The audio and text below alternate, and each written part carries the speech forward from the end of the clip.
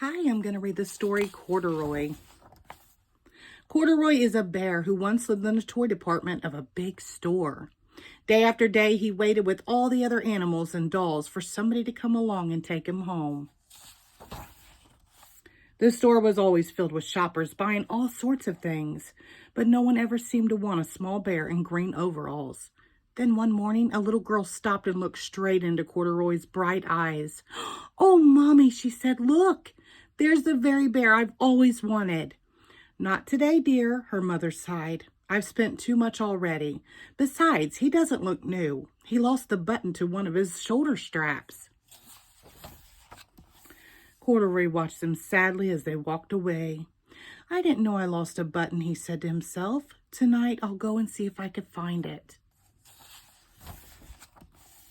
Late that evening, when all the shoppers had gone and the doors were shut and locked, Corduroy climbed carefully down from his shelf and began searching everywhere on the floor for his lost button.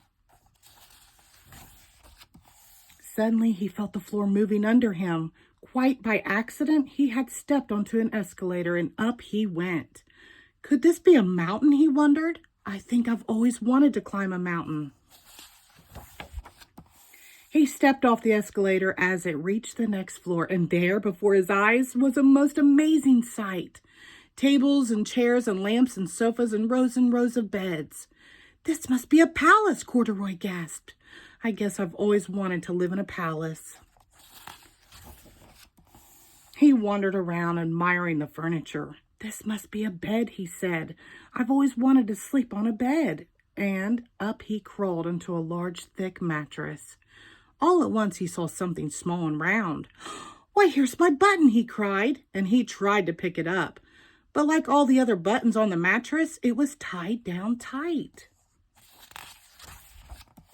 He yanked and pulled with both paws until pop! Off came the button, and off the mattress Corduroy toppled. Bang! Into a tall floor lamp over it fell with a crash. Corduroy didn't know it, but there was someone else awake in the store.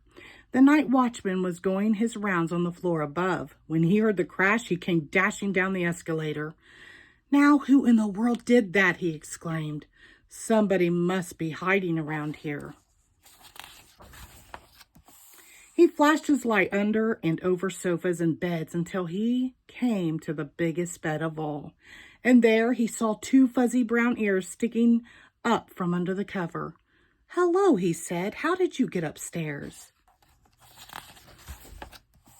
The watchman tucked Corduroy under his arm and carried him down the escalator and set him on the shelf in the toy department with the other animals and dolls.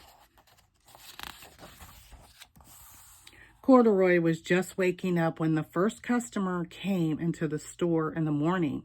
And there, looking at him with a wide, warm smile, was the same little girl he'd seen only the day before.